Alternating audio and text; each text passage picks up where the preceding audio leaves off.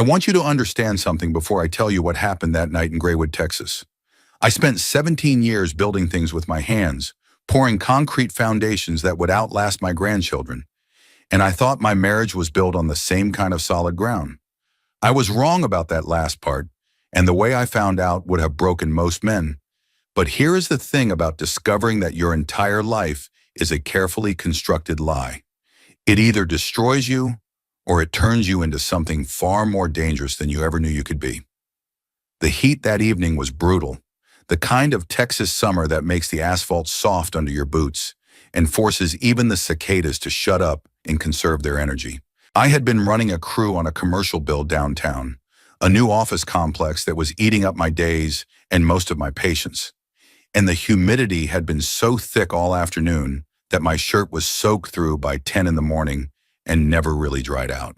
We were behind schedule because the city inspector had found some issues with the electrical rough-in, which meant I had spent most of my lunch hour on the phone with the subcontractor, trying to explain in very simple terms why his guys needed to actually read the blueprints instead of just winging it. By the time I climbed into my truck at the end of the day, my back was aching, my hands were raw from the work gloves, and all I wanted was a cold shower and maybe a beer on the porch. But the concrete delivery got pushed to the next morning because the plant had some kind of equipment failure, which meant there was no reason to stay at the site, and I found myself pulling into my driveway at 4:30 instead of my usual 7. The house looked the same as it always did, the same brick facade with the same manicured lawn that Laura insisted we pay a service to maintain because she said it reflected on our standing in the community. I never understood what standing she was talking about. I built things for a living, and the people who hired me did not care about my grass. They cared about whether I delivered quality work on time and on budget. But Laura had opinions about everything, and somewhere along the way I had stopped arguing and started just nodding along because it was easier than having the same conversation for the 100th time. The house greeted me with air conditioning cold enough to make me shiver after the brutal heat outside, and that transition from furnace to freezer always made me feel slightly disoriented, like stepping through a portal into a different world. I called out her name as I kicked off my work boots in the mudroom, the ones caked with dust and dried cement, and the particular grime that accumulates when you spend your days on construction sites. But all I got back was the hum of the central air and a silence that felt wrong in a way I could not immediately identify.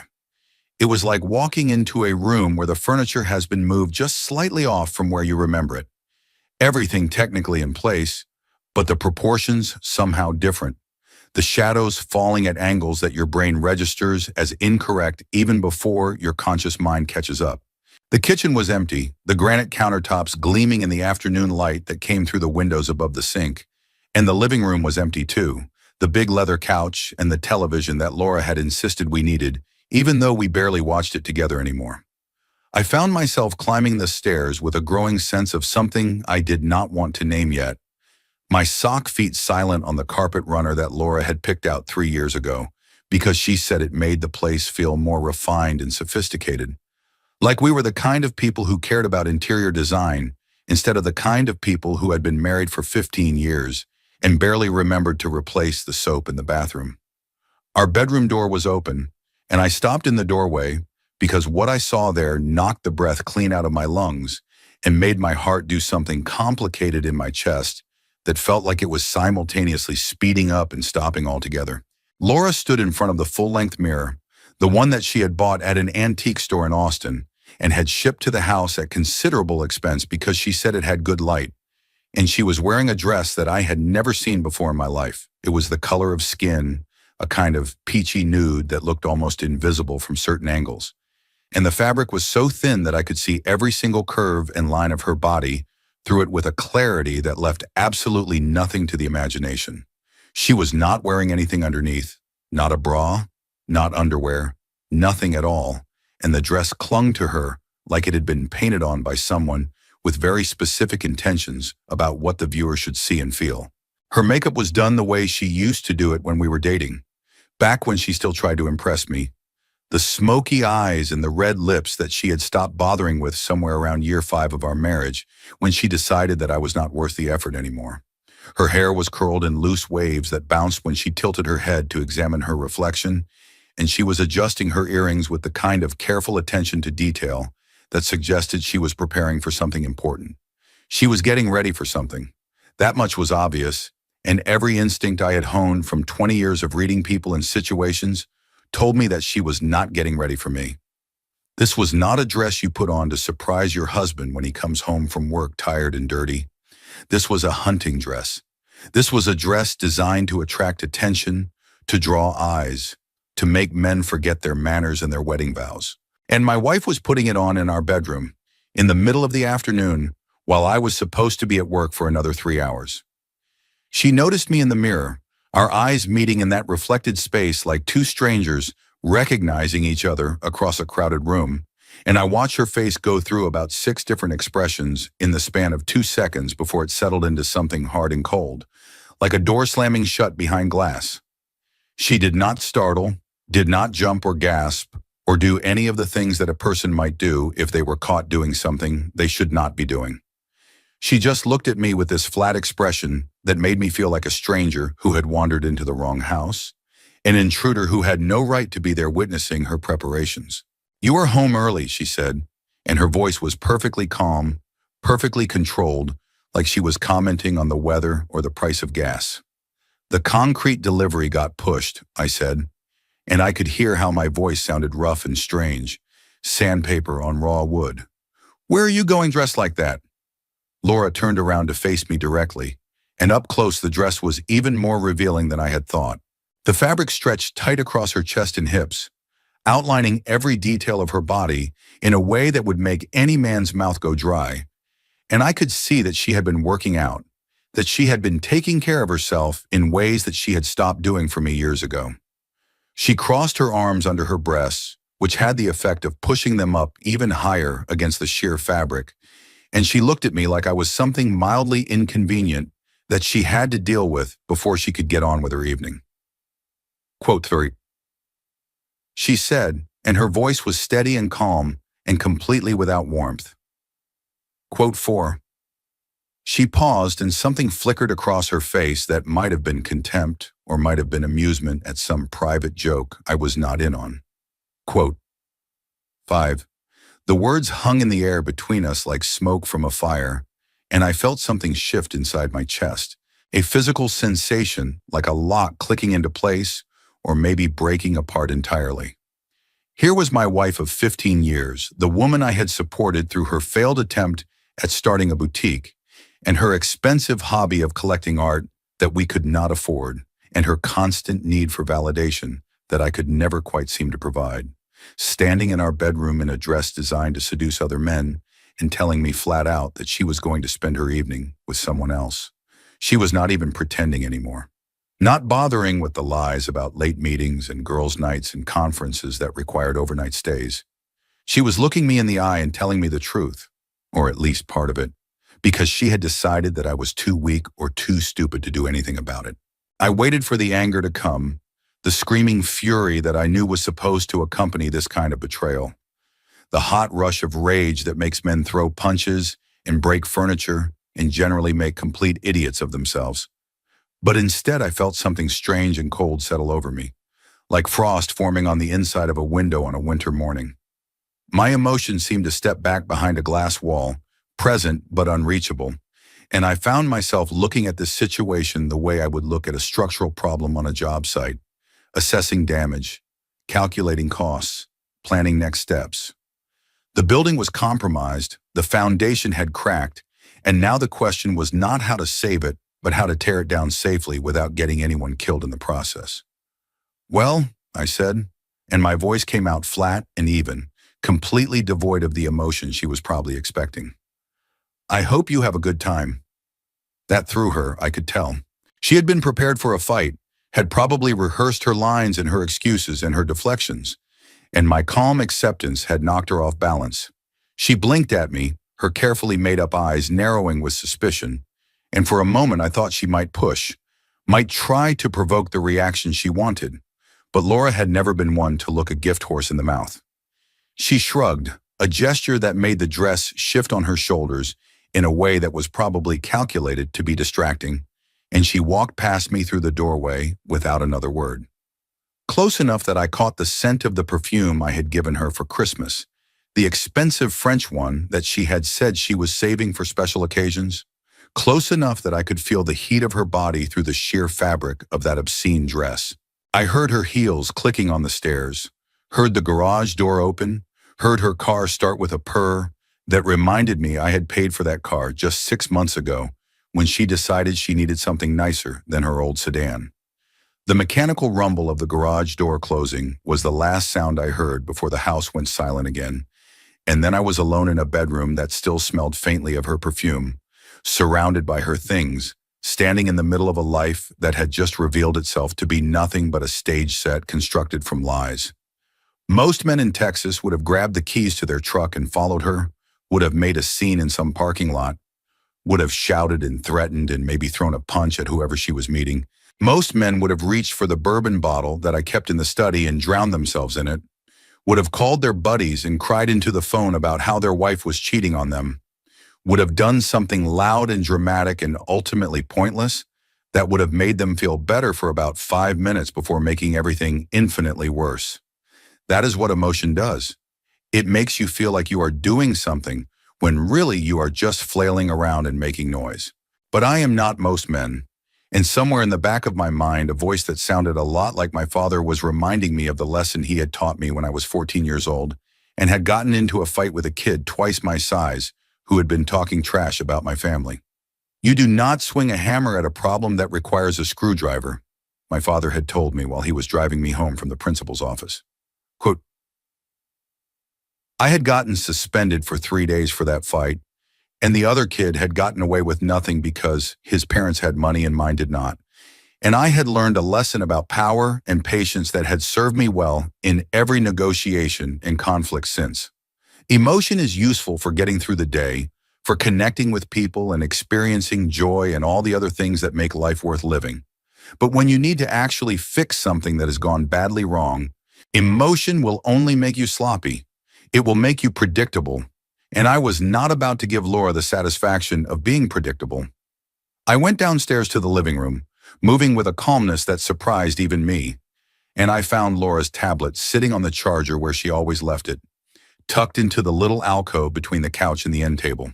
She was careless with it because she did not think she had anything to hide, or maybe she just did not think I was smart enough to look. The password screen came up, a simple 4-digit code, and I typed in the numbers of our wedding anniversary, June 15th, 0615, and the tablet unlocked like it was happy to see me. The irony of that was not lost on me, that she was so confident in my obliviousness, so certain that I was just the dumb contractor who came home dirty and tired and never noticed anything happening right under his nose, that she had not even bothered to change her password. I opened her messages and I started reading. And by the time I finished, I understood exactly what I was dealing with and exactly what I needed to do about it. There were 2 of them, 2 men who had been occupying space in my wife's bed and in her life while I was out building shopping centers and medical offices and putting roofs over people's heads. The first was David Clark, a real estate agent who specialized in high-end properties and who I had actually met at a few business functions over the years. He was the kind of guy who always seemed to be working an angle, with a smile that never quite reached his eyes and a handshake that felt like he was measuring you for a coffin every time he gripped your palm. His suits were always perfectly tailored, his hair always perfectly styled, and there was something about the way he looked at people that made you feel like he was calculating your net worth before he decided whether you were worth his time. I had never liked him, but I had written it off as simple personality clash. Some people just rub you the wrong way, and that does not mean they are actually bad people. The second was Brian Miller, an IT consultant who had done some work for the city government a few years back, and who I remembered as a nervous, twitchy guy who could not seem to make eye contact for more than half a second at a time. He was the opposite of David in almost every way. Awkward where David was smooth, uncertain where David was confident, the kind of man who seemed perpetually surprised that anyone was paying attention to him at all. I had barely noticed him at the events where we had crossed paths, and I certainly had not imagined that he was the kind of guy who would be sleeping with another man's wife. They were different types entirely, and it took me a minute to understand what they had in common until I realized that the answer was simple. They were both married, They were both desperate for something they were not getting at home, and they had both fallen for my wife's particular brand of manipulation. Laura had always been good at making men feel special, at making them believe that they were the only person in the room who truly understood her. And she had clearly been running that game on both of them simultaneously without either one catching on. The messages went back months, hundreds of conversations spread across two different threads. And as I read through them, I felt that cold clarity deepen and harden inside me like concrete setting in a form. They talked about me constantly, these three conspirators, and their contempt was breathtaking in its casual cruelty. David called me the builder like it was some kind of insult, like spending your life creating things with your hands was something to be ashamed of. And he joked about how I probably counted on my fingers and thought a wine list was a shopping guide for the discount section at Walmart. He talked about how Laura deserved better than a man who came home smelling like sawdust and sweat, how she was wasted on someone who did not appreciate her intelligence and sophistication. Brian was worse in some ways, more vicious in his observations, even though he was supposedly the timid one of the group. He speculated about what Laura must have to do to keep me satisfied, making crude comments about construction workers and their limited intellectual capacities, suggesting that she probably had to dumb herself down just to have a conversation with me. He seemed to take particular pleasure in imagining my stupidity, maybe because it made him feel better about sneaking around behind my back, like he was doing Laura a favor by providing her with the mental stimulation that her idiot husband could not offer. And Laura, my wife of 15 years, the woman I had supported through her failed business ventures and her expensive hobbies and her constant need for validation that I could never quite seem to provide no matter how hard I tried, laughed along with all of it. She added her own observations, called me predictable and boring and rough and unsophisticated, complained about how I never wanted to go to the parties she thought were important, how I was more interested in my work than in her needs, how I had turned into the kind of man she had sworn she would never end up with when she was younger and still had dreams of something more exciting. But the part that really caught my attention, the part that made me sit back in my chair and actually smile for the first time since I had seen that dress, was the discussion about money. They were planning something, the three of them, a scheme that had apparently been developing for several months and was getting close to execution. The plan involved Laura divorcing me, filing papers that would paint her as the victim of a cold and neglectful husband, with David helping her hide assets and transfer money into accounts that I would not be able to touch. Brian was apparently providing some kind of technical expertise that I did not fully understand.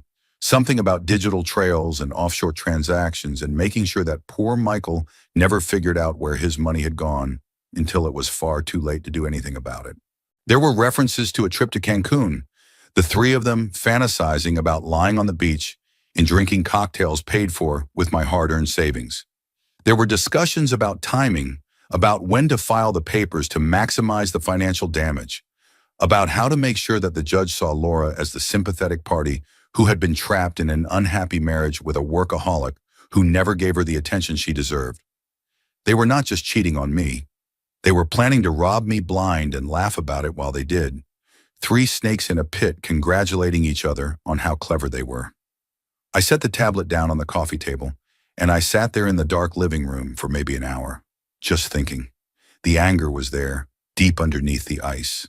But it was not the uncontrolled rage that makes men do stupid things. It was something else, something patient and purposeful, and it felt like a tool in my hand rather than a fire in my chest. I thought about my options, laid them out like blueprints on a table, examined each one for structural weaknesses and potential failure points. I could confront Laura, have the screaming match she was probably expecting, let the whole thing blow up in a spectacular mess of accusations and counter-accusations. But that would give her time to prepare, to get her story straight, to move the money before I could do anything to protect it.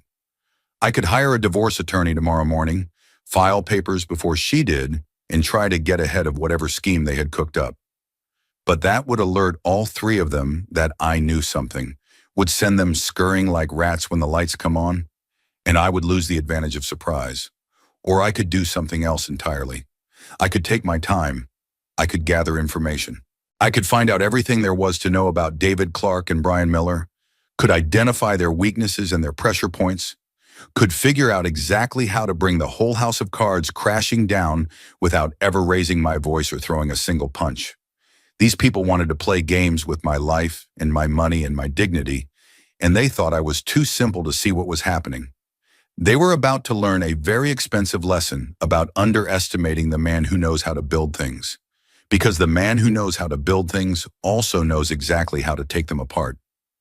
The next morning I went to work like nothing had happened, ran my crew through a pour that went perfectly despite the heat and the humidity and the fact that two of my guys were hungover from something they had done the night before. I signed off on inspections, reviewed blueprints for the next phase, solved 3 separate problems that would have derailed us for days if I had not caught them early. And during my lunch break, while my crew was eating sandwiches in the shade and complaining about the weather, I sat in my truck with the air conditioning running and made a phone call that would change everything. Tommy Reeves answered on the second ring, his voice the same gravelly baritone I remembered from our Army days, back when we were both young and stupid and convinced that we were invincible. We had served together in the same unit for 4 years, had been through some things that neither of us liked to talk about, and when he had gotten out and gone into private investigation work, I had hired his son onto one of my crews and kept the kid out of trouble during a rough patch that could have ended with him in jail or worse. Tommy owed me for that, and more importantly, Tommy was very good at his job. I told him what I needed, keeping my voice calm and businesslike, even though my hands wanted to shake. I needed information on David Clark, his finances, his marriage, his business dealings, anything that might be useful. And I needed the same on Brian Miller, with particular attention to anything that seemed off about his money situation. I did not explain why I wanted to know, and Tommy did not ask, because that was the kind of relationship we had. He told me he would have answers within a week, maybe sooner if he got lucky, and that was that. Laura came home late that night, around 11, smelling like hotel soap and expensive cologne that was not mine, and she looked satisfied in a way that made my stomach turn even though I kept my face completely neutral. She seemed confused by my calm, kept glancing at me like she was waiting for the explosion that never came, probably wondering if I suspected anything or if I was really as oblivious as she thought. Eventually she went upstairs without saying anything at all, and I heard the shower running for a long time, washing away whatever evidence she thought she needed to hide. I slept in the guest room that night, told her I was restless and did not want to keep her awake with my tossing and turning, and she accepted that explanation without question because it fit her image of me as the simple, uncomplicated husband who never looked too closely at anything. She probably thought I was doing her a favor, giving her space after her romantic evening, and I let her think that because every assumption she made about my stupidity was another advantage I could use later. 3 days later, Tommy called me with his report, and I drove out to a diner on the highway to meet him in person, because some things you do not discuss on phones that might be monitored, even if you are being paranoid about it. The diner was the kind of place that used to be everywhere in Texas and is slowly disappearing now, with vinyl booths that squeaked when you sat down and coffee that tasted like it had been sitting on the burner since the Carter administration. Tommy was already there when I arrived, sitting in a corner booth with a manila envelope on the table in front of him and a cup of that terrible coffee in his hand.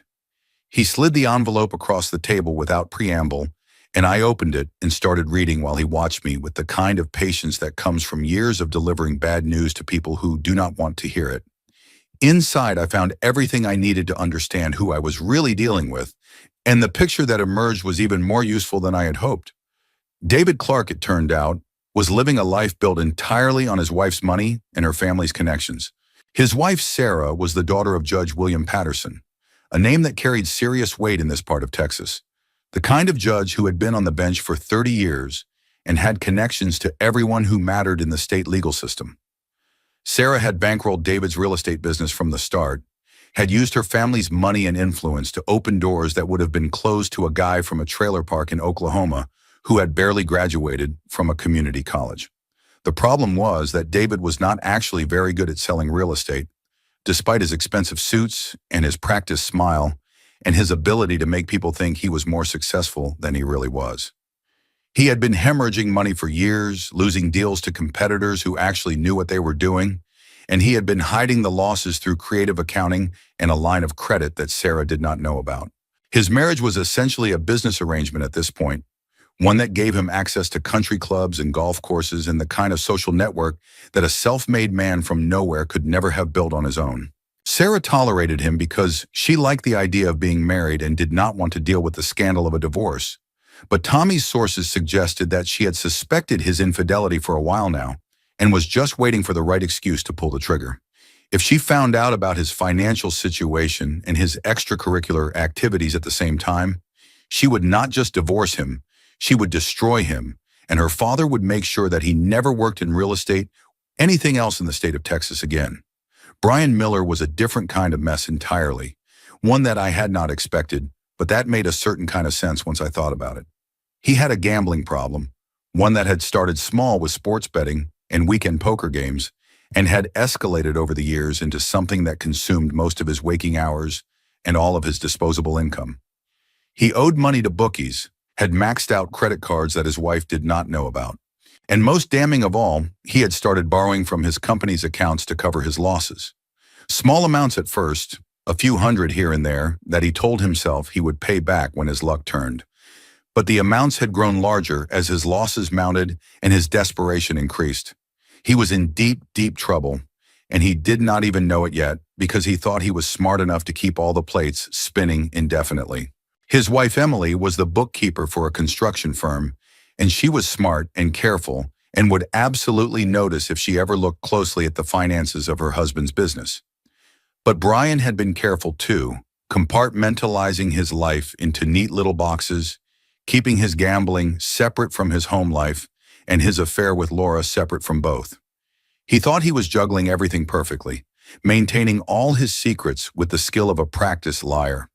But I could see from Tommy's report that the balls were starting to wobble in the air.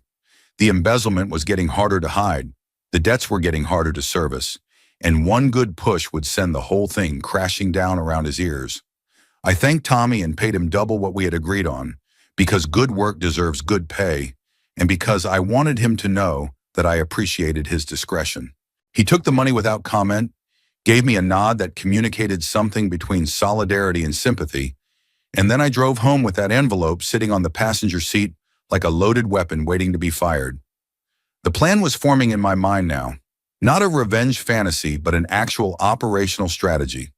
The kind of thing you put together when you are building something complicated and you need every piece to fit exactly right. I was not going to confront anyone, not going to make accusations or demands or threats. I was going to let these people destroy themselves. And all I had to do was give them the opportunity to do what they were already inclined to do anyway. The first move was subtle, almost invisible. I sent an anonymous envelope to Sarah Clark, mailed from a post office in a different county with no return address and no note inside, just printouts of her husband's credit card statements showing charges at restaurants she had never been to, hotels in cities where he had claimed to be visiting clients, and a jewelry store where he had definitely not bought anything for her. I did not include any names or photographs, did not make any accusations or suggestions, just presented the raw data and let her draw her own conclusions. A woman like Sarah, raised in a family of lawyers and judges, educated in the art of evidence and inference, would know exactly how to investigate further. I was just opening a door and letting her decide whether to walk through it. The second move was even simpler, almost elegant in its economy. I sent an anonymous tip to Emily Miller, just a few lines typed on a piece of plain paper suggesting that she might want to take a close look at the accounts receivable ledger for her husband's business, particularly the entries from the past 18 months. I did not explain why, did not provide any evidence or make any specific claims, just planted a seed of doubt in soil that was already fertile with the suspicions that any smart bookkeeper would have about a spouse who was always vague about the details of his work. Emily was a numbers person, and numbers people cannot resist a puzzle once you put it in front of them. She would dig into those books, and when she did, she would find the truth that Brian had been hiding, and she would react the way any intelligent woman would react when she discovered that her husband had been stealing from his own company to fund his gambling habit and his girlfriend. And then I waited, because the best part of any plan is watching it unfold without having to lift another finger. It took about 10 days for everything to start falling apart, and when it did, it fell apart spectacularly, like a building that has been rigged for demolition, finally giving in to gravity and collapsing in on itself in a cloud of dust and chaos. Laura announced one Tuesday morning that she was going to a marketing conference in Dallas, which was, of course, a lie that she had been telling me for months now, and she packed her little overnight bag and put on a dress that was slightly less provocative than the one that had started all of this, but still clearly designed to attract attention from anyone with eyes. I wished her a safe trip, told her I hoped the conference was productive, and she looked at me with something that might have been guilt or might have been pity before she drove off to meet her lovers at a cheap motel called the Silver Creek, about 30 miles outside of town. I was not there for what happened next, but Tommy was, parked across the road in an unmarked car with a telephoto lens and a thermos of coffee, and he gave me a detailed account that I still enjoy thinking about on long evenings when I need a reason to smile. Sarah Clark arrived first around 7 in the evening, driving her father's silver Mercedes and carrying a baseball bat that she had apparently kept in her trunk for exactly this kind of occasion. She did not go to the motel room right away. She went to the parking lot where David's car was parked, a BMW that he had bought with her money and that he was probably still making payments on, and she proceeded to demolish it with a kind of methodical fury that suggested she had been thinking about this moment for a very long time. Every window was shattered, every panel was dented, and the words "lying cheat" were keyed into the hood in letters about 6 inches tall that caught the light from the motel's neon sign. Tommy said she worked on that car for a good 10 minutes, her face completely calm and focused, like she was performing a task that required precision and attention to detail. The commotion drew attention, of course. It is hard to beat a car with a baseball bat without making some noise. And David came running out of the motel room in his boxer shorts to find his wife standing over the wreckage of his BMW, with murder in her eyes and fragments of safety glass crunching under her sensible flats. The screaming match that followed was apparently audible from the highway, with Sarah laying out every detail of his financial fraud and his infidelity in language that would have made a sailor blush. She had done her homework in the 10 days since she received my anonymous envelope, had hired her own investigators and forensic accountants, and she knew everything. The hidden debts, the fake business expenses, the affair with Laura that had been going on for nearly a year. Laura tried to slip away during the chaos, emerging from the motel room in a silk robe that she must have packed for the occasion and attempting to make it to her car without being noticed. But Sarah spotted her and redirected her rage with impressive speed, calling my wife things that I will not repeat here, but that were probably accurate given the circumstances. Tommy said Laura just stood there taking it, her face pale and her hands shaking, like a deer caught in headlights that had suddenly realized the truck was not going to stop. But the real entertainment arrived about 15 minutes later, in the form of 2 sheriff's deputies who had been dispatched on an anonymous tip about a disturbance at the motel. They found the scene already in chaos: a destroyed BMW, a screaming woman with a baseball bat, a man in his underwear trying to calm her down, and my wife standing in the parking lot in a silk robe, looking like she wished the ground would open up and swallow her whole. But the deputies were not there for the domestic dispute, entertaining as it might have been. They were there because Emily Miller had done exactly what I expected her to do, and she had found exactly what I expected her to find. Emily had spent a week going through her husband's books with the kind of attention to detail that only a professional accountant can bring to bear, and what she had discovered had made her sick to her stomach. The embezzlement was extensive, nearly $200,000 over the past 18 months. All of it used to cover gambling debts and fund his lifestyle with Laura. Emily had called the county prosecutor's office that very morning with evidence that her husband had been embezzling from his own company for years, and she had explicitly stated that she wanted charges filed immediately because she was not going to be held responsible for his crimes when the whole thing came crashing down. The prosecutor, sensing an easy case and good publicity, had sent the deputies to pick Brian up that same evening. They found him in the room next door to David's, hiding in the bathroom and frantically trying to delete files from his phone, and they arrested him on the spot for wire fraud and misappropriation of funds. He came out in handcuffs, his face a mask of terror and disbelief, and he walked right past Laura without even looking at her because he had much bigger problems to worry about than a woman he had been sleeping with. Laura was not arrested.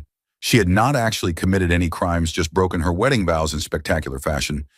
But she was standing in the parking lot of a cheap motel in a silk robe with no makeup and messy hair, surrounded by screaming spouses and flashing police lights and the wreckage of two different marriages.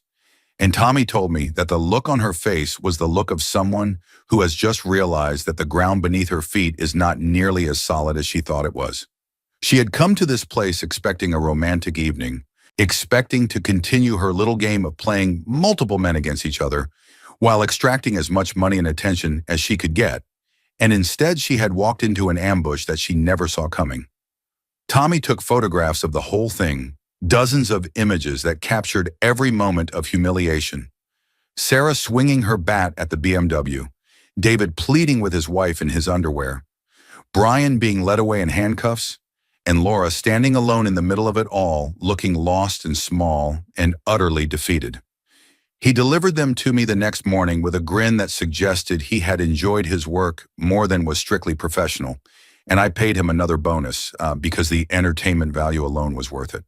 The aftermath played out over the next few weeks with a kind of inevitable momentum, like watching dominoes fall in a pattern you designed yourself. Sarah Clark filed for divorce the day after the motel incident, and she did not do it quietly. She did it through her father's law firm, with a public statement that made the local papers and ensured that everyone in Graywood and the surrounding counties knew exactly why she was leaving her husband. The statement was devastating, a point-by-point accounting of David's failures as a businessman and a husband, and it made clear that Sarah considered herself the victim of a long-running con perpetrated by a man she had foolishly trusted with her family's money and her own heart. David's real estate license was suspended pending an investigation into some irregularities that the state board had suddenly become very interested in, and the word around town was that Judge Patterson had made a few phone calls to ensure that his former son-in-law would never sell another house in Texas as long as he lived. David tried to show up at the county fair about a week later, probably hoping to save face by acting like nothing had happened. But the reception he got was brutal. People turned their backs when they saw him coming. Conversations stopped mid-sentence when he approached, and eventually Sarah appeared, looking immaculate in a summer dress and a smile that did not reach her eyes, and announced to anyone within earshot that David was currently sleeping in his car because she had changed all the locks and frozen all the accounts, and the only money he had was whatever he had managed to hide in his wallet. He left town a few days later, and as far as I know, he never came back.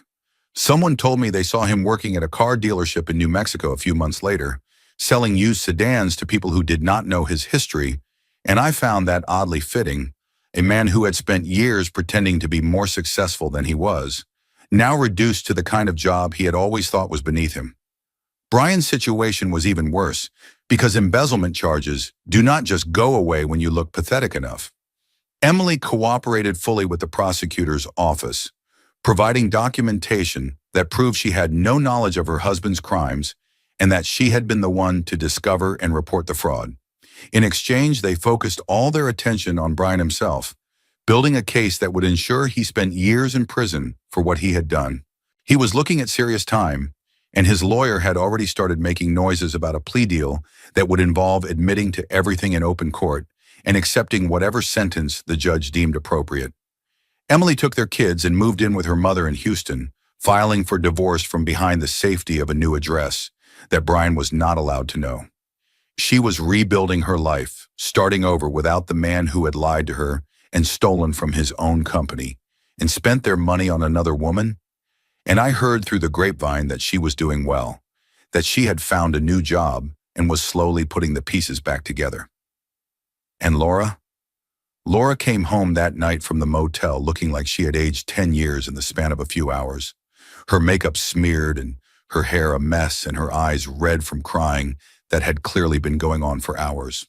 She stormed into the house ready for a fight, ready to scream at me about how I had somehow orchestrated this disaster, ready to blame me for the choices she had made all by herself. "You did this," she hissed at me, her voice shaking with rage and fear, and something else that might have been disbelief. "You knew about everything. You planned this whole thing. You set us up." I was sitting at the kitchen table with a glass of water and a folder full of documents, and I did not give her the satisfaction of a dramatic confrontation. I had spent weeks preparing for this moment, had rehearsed what I would say and how I would say it, and I was not about to let her provoke me into losing my composure. "I did not make you do anything, Laura," I said, and my voice was steady and even, completely devoid of the anger she was probably hoping to see. "I did not make you put on that dress. I did not make you lie to me for months. I did not make you plan with your boyfriends to steal my money and leave me with nothing. All I did was turn on the lights, and everyone saw what was crawling around in the dark." I pushed the folder across the table toward her, watching her face change as she realized what it contained. Inside were the divorce papers, already prepared by my attorney and ready for her signature, along with copies of the evidence I had gathered, the messages from her tablet, the financial records that Tommy had dug up, the photographs from the motel. I had laid it all out in black and white, irrefutable proof that she had engaged in adultery and had conspired with her lovers to defraud me of my assets in the divorce. "You can sign these papers and walk away with what you brought into this marriage, which was not much," I told her. "Or you can fight me in court, and I will make sure that every single one of those messages gets entered into evidence. I will make sure that everyone in this town knows exactly what you were planning, exactly how you talked about me behind my back, exactly how much contempt you had for the man who paid your bills and supported your hobbies and put up with your constant complaints for 15 years. I will make sure that no marketing firm in the state will ever hire you again, because who wants to trust their brand to a woman who was caught half naked in a motel parking lot while her two boyfriends got arrested and divorced around her?" She stared at me like she was seeing me for the first time. And maybe she was. Maybe she had spent so many years looking at me and seeing only what she expected to see. The simple contractor, the predictable husband, the man who would never look too closely at anything, that she had forgotten to consider who I actually was.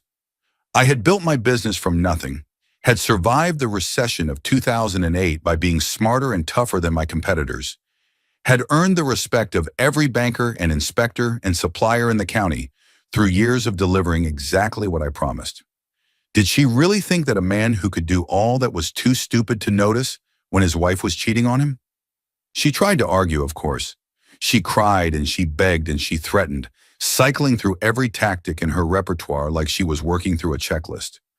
She told me she was sorry, that it had been a mistake, that she had been lonely and looking for attention and had fallen in with the wrong people. She told me she still loved me, that we could work through this together, that marriage counseling could help us rebuild what we had lost. When that did not work, she got angry, accused me of being controlling and manipulative, said that my coldness was the reason she had looked elsewhere in the first place. When that did not work either, she threatened to go to the police, to tell them that I had somehow committed a crime by exposing her affair, to make my life as difficult as possible. But none of it worked on me anymore. I had seen behind the mask, had read the things she wrote about me when she thought I would never know, and there was nothing she could say that would make me forget that contempt. The woman standing in front of me was not the woman I had married, or maybe she was, and I had just been too blind to see it until now. Either way, she was no longer my problem. She signed the papers 2 days later, sitting in my attorney's office with her own attorney beside her, and a look on her face like someone attending their own funeral. She tried one more time to negotiate, to get more than the nothing she was entitled to, but my attorney laid out the evidence we had and explained in very clear terms what would happen if this went to court. Her attorney, who was clearly not happy about the situation, advised her to sign and get out while she still had any dignity left. By the end of the month she was gone, her closet empty and her bathroom cleared out, and her presence in my life erased like she had never been there at all. She took a bus to somewhere in Oklahoma, where she had a cousin who was apparently willing to take her in, and I heard through the grapevine that she was working at a department store and living in a small apartment that was nothing like the house she had been so proud of. It was not the life she had imagined for herself, but it was the life she had earned. The town of Graywood is small enough that everyone knows everyone else's business, and the story of what happened at the Silver Creek Motel spread through the community like wildfire through dry brush. I never talked about it myself, never explained or justified or gloated about what I had done, but people put the pieces together on their own. They saw how calm I had been through the whole thing, how I had kept going to work and running my crews and living my life, while three other lives collapsed in spectacular fashion around me. They saw the divorce papers get filed, saw Laura leave town with nothing but a suitcase and a bus ticket, saw David and Brian face the consequences of their choices in courts, both legal and social. And they understood, without anyone having to say it out loud, that I had known exactly what was happening and had handled it in exactly the way I wanted to handle it. I got a lot of handshakes at the coffee shop that month. A lot of nods from men who had maybe gone through something similar and wished they had kept their heads the way I kept mine. A few women approached me too, some with sympathy in their eyes and some with something else entirely, but I was not ready for any of that yet. I was still processing, still coming to terms with the fact that the life I thought I had been building for 15 years had been a fiction, a stage set constructed by a woman who saw me as nothing more than a convenient source of income and stability. 3 weeks after Laura left, there was a thunderstorm, one of those massive Texas systems that rolls in from the west and turns the whole sky green before it opens up and drowns everything in sight. The rain came down in sheets so thick you could barely see 10 feet in front of you, and the thunder was so loud it shook the windows in their frames. I was home alone, eating leftover pizza and watching the lightning crack across the sky when I heard someone knocking at the front door. The kind of knocking that sounds desperate, urgent, like whoever is on the other side needs to get in right now before something terrible happens. I opened the door and there was Laura, soaked to the bone, her hair plastered to her face and her clothes sticking to her body, looking like something that had been dragged out of a flood and left on my doorstep. She had lost weight since I had seen her last, and her eyes had a hollow look that suggested she had not been sleeping well. Behind her, the rain came down in sheets so thick I could barely see the street. "Michael," she said, and her voice was barely audible over the thunder. "Please, I have nowhere else to go. My credit cards are all maxed out. My family will not talk to me anymore. The cousin I was staying with kicked me out because she said I was bringing bad energy into her house." She was shivering, whether from the cold or from something else I could not tell. "I made a terrible mistake, and I know that now. I was stupid and selfish, and I threw away the best thing I ever had. Please, can we try again? I will do anything. I love you." I looked at her standing there on my porch, this woman who had shared my bed and my home and my life for 15 years, and I tried to feel something, anger, satisfaction, pity, anything at all. But there was nothing there except a kind of tired clarity, the feeling you get when you finish a long project and look back at all the work you did and realize it is finally done. "You do not love me, Laura," I said, and my voice was not cruel, just honest in a way that I had not been able to be while we were still married. "You never did. You loved the life I could give you, the security and the comfort and the freedom to do whatever you wanted while I paid the bills and stayed out of your way. And when that was not enough anymore, you started looking for something more exciting, and you did not care who got hurt in the process." I shook my head slowly, watching the rain bounce off the porch railing behind her. "I was never a person to you. I was a tool, something useful to have around. And now that you have nowhere else to turn, you want to pick it back up again because you do not have any other options." "That is not true," she said, but her voice cracked on the words, and we both knew she was lying. "I am not in the business of rescuing people who jumped off a cliff on purpose," I told her. "You made your choices, Laura. Now you get to live with them." I stepped back into the doorway, my hand on the edge of the door. "I hope you find whatever it is you're looking for, but you are not going to find it here." And I closed the door, and the sound of the lock clicking into place was the last thing I ever said to her. I stood there for a minute, listening to the muffled sound of her crying on the other side, and then I walked back to the living room and finished my pizza while the storm raged outside. She was gone by the time the rain stopped, and I never saw her again. A month passed, and then 2, and the world kept turning the way it always does. Laura got on a bus to somewhere else. I never found out exactly where, and Graywood absorbed the scandal and moved on to the next piece of gossip the way small towns always do. David Clark was last seen working at a car dealership somewhere in New Mexico, his real estate dreams crushed beyond repair. Brian Miller took a plea deal and got 18 months in a minimum security facility, and Emily served him with divorce papers before his sentencing hearing was even over. As for me, I am still here, still building things, still running my crews and winning contracts and doing the work I have always done. Business has actually been better since everything happened, because people in this town respect a man who keeps his head when everything around him is falling apart. They know that if I can handle a disaster in my personal life with that kind of composure, I can probably handle a disaster on a job site too.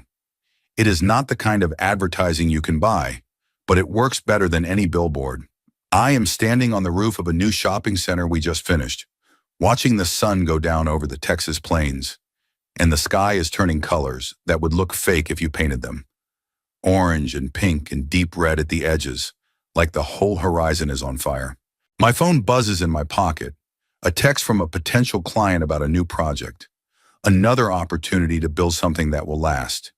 I breathe in the warm air and I think about everything that happened, all the betrayal and the planning and the slow collapse of 3 lives that intersected with mine in the worst possible way. A lot of people think revenge is supposed to be loud. They think it is about confrontation and violence, about making your enemies see your face and know your name when you bring them down. But they are wrong about that. Real revenge is quieter than that, more patient. Real revenge is setting up the dominoes and stepping back and letting gravity do the work. Real revenge is standing on a rooftop at sunset, looking out at a world that you built with your own hands, while the people who tried to tear you down have turned into dust and blown away on the wind. The phone buzzes again, and I pull it out to read the message. New contract, good money, interesting project. Life goes on, and so do I. This is what freedom feels like. Not the absence of pain, because the pain is still there somewhere, buried deep where I do not have to look at it, but freedom from the weight of it, freedom from the need to react and engage with people who do not deserve my energy. They wanted to break me, and instead they broke themselves, and I did not even have to raise my voice. The sun dips below the horizon, and the first stars start to appear in the darkening sky. I take one more breath of the warm Texas air, and then I climb down from the roof and get in my truck and drive home. Tomorrow there will be more work to do, more things to build, more problems to solve. But tonight, just for a few hours, I'm going to sit on my porch and drink a cold beer and enjoy the silence.